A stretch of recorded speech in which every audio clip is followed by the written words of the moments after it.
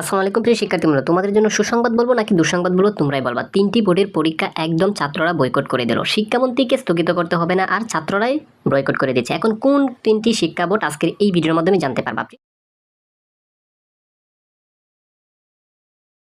প্রিয় শিক্ষার্থী বন্ধুরা, আমি তোমাদেরকে প্রতিনিয়তই বলি সত্যিকারের নিউজগুলো পেতে তোমাদের পরীক্ষা সম্পর্কে চ্যানেলটাকে সাবস্ক্রাইব করে রাখো। গতকালকে একটা ভিডিওতে আমি বলেছিলাম ঢাকা নটরডাম কলেজের শিক্ষার্থীরা পরীক্ষা বয়কট করে দিল, অর্থাৎ কেন্দ্রে প্রবেশ করতে পারবে না কেউ এবং তারা নিজেরাও পরীক্ষা দিবে না। এবার মাদ্রাসা শিক্ষার্থীদের আলিম পরীক্ষায় না বসার ঘোষণা, অর্থাৎ মাদ্রাসা শিক্ষা বোর্ডের শিক্ষার্থীরাও পরীক্ষা দিবে না এবং তাদের কেন্দ্রে প্রবেশ করতে দিবে না কাউকে। এখন সবাই বলবো না দেওয়ার, পরীক্ষায় না দেওয়ার কারণটা কি? দেখো, 210 জনেরও বেশি আন্দোলনকারী এবং শিক্ষার্থীদের মৃত্যুর খবর পাওয়া গেছে। আন্দোলনের সাথে সম্পৃক্ত শিক্ষার্থীদের দাবি, এই ঘটনায় প্রায় এখন পর্যন্ত 20,000-এর মতো শিক্ষার্থী ও আন্দোলনকারী সাধারণ মানুষ আহত হয়েছে এবং তাদেরকে অন্যায়ভাবে জেলে ঢুকিয়েছে। শুধুমাত্র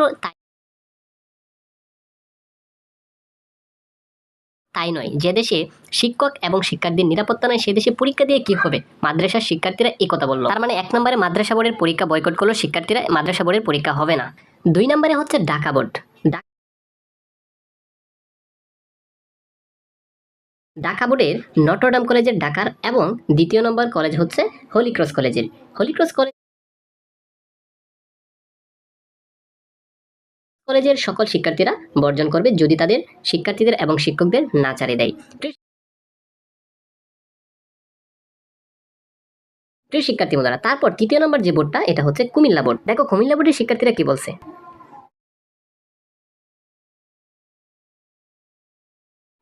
কুমিল্লা ভিক্টোরিয়া কলেজের শিক্ষার্থীরা এইচএসসি পরীক্ষা বর্জন করেছে। একটা কলেজ কুমিল্লা থেকে সর্বোচ্চ স্লোগান এসেছে কুমিল্লা বোর্ড থেকে। তারপর কুমিল্লা সরকারি কলেজ,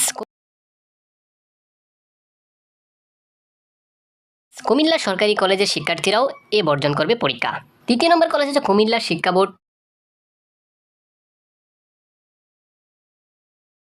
সরকারি মডেল কলেজ। এই শিক্ষার্থীরাও পরীক্ষা দিবে না এবং তাদের কেন্দ্রে কাউকে প্রবেশ করার জন্য দিবে না। এখন পর্যন্ত আমাদের হাতে 3টা শিক্ষা বোর্ডের শিক্ষার্থীরা এই বিবৃতি দিয়েছে। দেখো, বাংলাদেশের সবচেয়ে বড় মাদ্রাসা হচ্ছে কিশোরগঞ্জের